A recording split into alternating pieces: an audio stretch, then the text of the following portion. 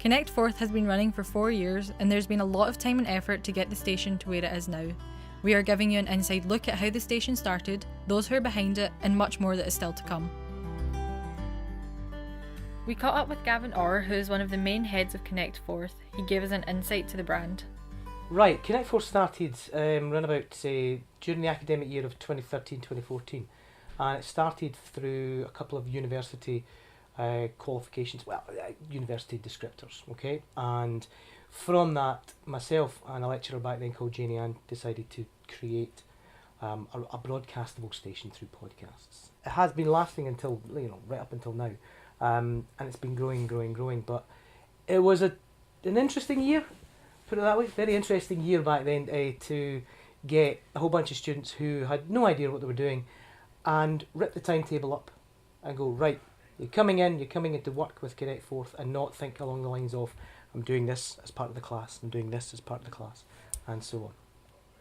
Connect Forth in the beginning was just so exciting to start something completely brand new and not come in and think along the lines of, well, this is all classwork, and you've got an assessment, you've got an essay, and you've got a radio programme to create. It was all about, let's build a station. So right at the beginning, it was all about, creating from nothing, creating a brand. And one class came in, and it was the second years, and we built the station from nothing. So they had lots of meetings to begin with to talk about the name, how it was going to be structured, what it was that we're going to do, how it was going to be put together, all these kind of things.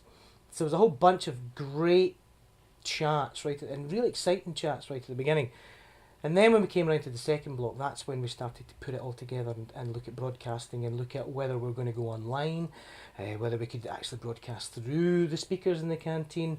Really early fresh stuff that had never been done before, and we were thinking, well, we're going to pilot this and we'll see what we'll come up with. And very much like what it kind of is like now, there was departments.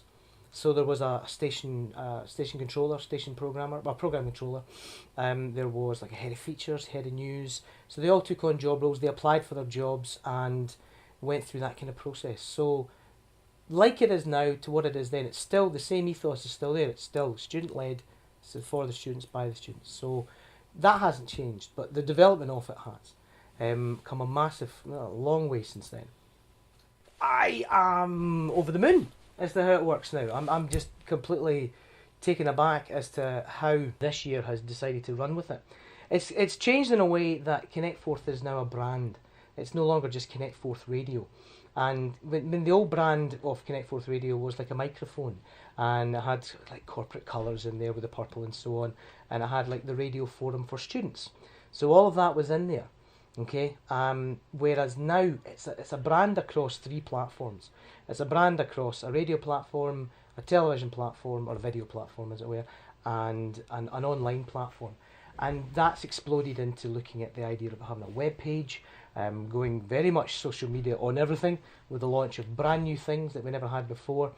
And it's really nice nowadays, and it's so refreshing to have this current year taking massive ownership over it and launching so many things that had never happened before because of a lot of the station or the branding in the station was being run by goodwill.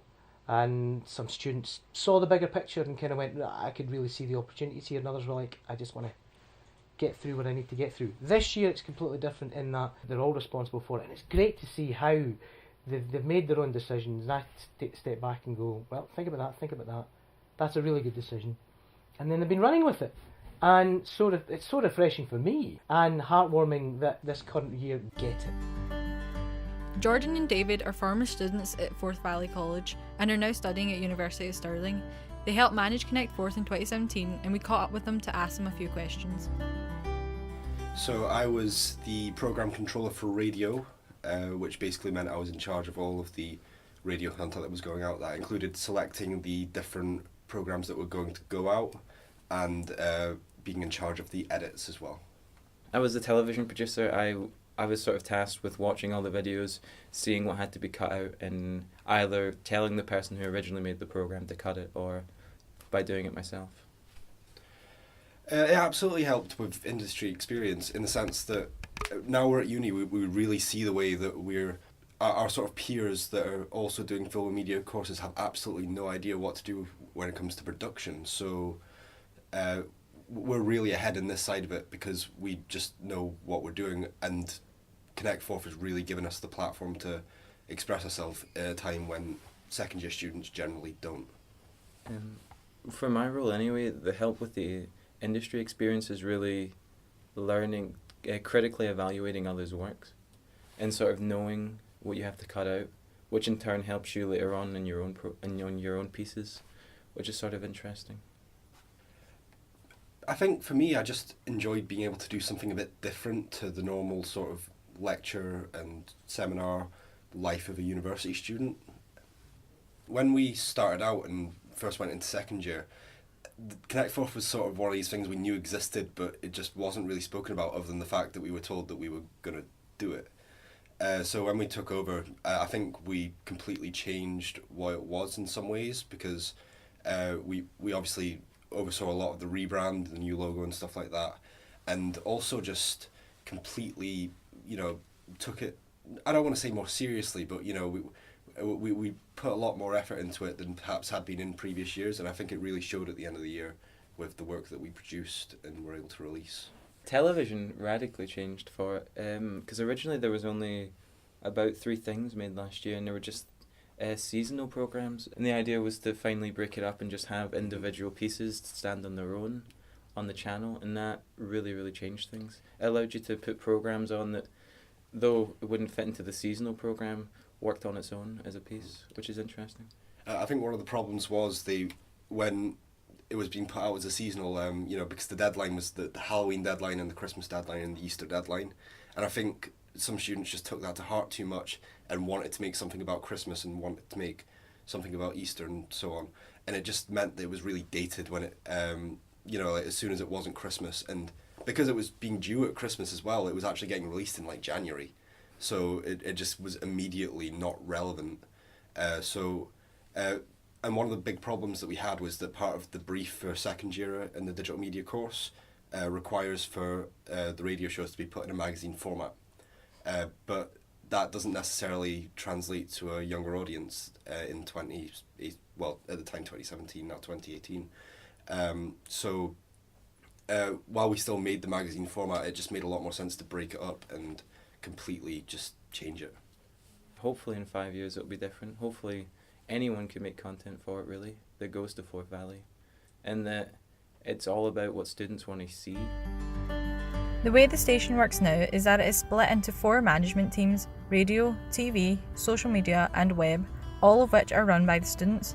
We managed to meet with the heads of each team, Ellie Donald, Josefina Yarosova, Shannon Goundry and Megan Bain, to get some inside knowledge on how things are run now.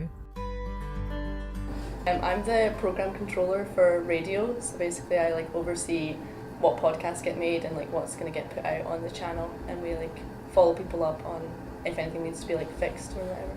So I'm the executive producer of the TV side of Connect Forth, and my role is basically to oversee everybody else, and I have kind of the final say on what goes out, and if there's any problems within the team, I would be the one to kind of solve those.